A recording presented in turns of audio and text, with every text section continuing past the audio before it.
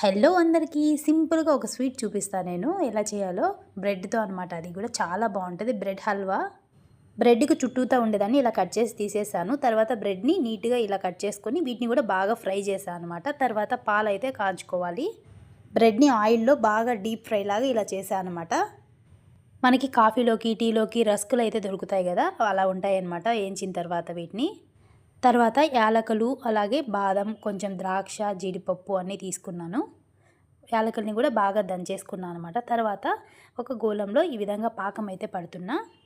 మనం గులాబ్ జామ్కి ఎలా పాకం అయితే పడతామో అలా పట్టుకోవాలన్నమాట. తర్వాత ఈ బాదం ఇవన్నీ కూడా ఏం చేసుకున్నాను. తర్వాత వీటిని కూడా ఈ విధంగా చిన్న చిన్న పీసెస్ లాగా కట్ చేసుకున్నాను బ్రెడ్స్ని.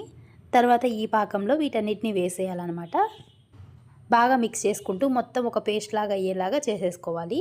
దీన్ని మొత్తం బాగా మిక్స్ చేసుకుంటూ మొత్తం ఒక పేస్ట్ లాగా అయ్యేలాగా ఉంచుకోవాలన్నమాట. లో ఫ్లేమ్లోనే చేసుకోవాలి. దీనిపైనే మొత్తం బాదం జీడిపప్పు అవి కూడా వేసేసాను. ఇందులోనే మనం కాచి పక్కన పెట్టుకున్నాం కదా పాలు, అవి కూడా వేసేసుకోవాలన్నమాట. వేసేసి మొత్తం ఒక పేస్ట్ లాగా అయ్యేలాగా ఉంచేసుకోవాలి. ఫైనల్గా పైన ఇలా బాదం ఇవన్నీ చల్లేసుకొని దించేసుకోవడమే. ఈ విధంగా అవుతుంది కాసేపటికి. కాబట్టి కొంచెం పలచగా ఉన్నప్పుడే దించేసుకోవాలి. టేస్ట్ అయితే చాలా బాగుంది. ఇది నా కోసం మా ఆయన చేశాడనమాట. అందుకే సూపర్ అని చేయి పెడుతున్నాడు తింటా ఉంటే. నిజంగా చూసేదానికంటే తినడానికి చాలా బాగుంది టేస్టీగా.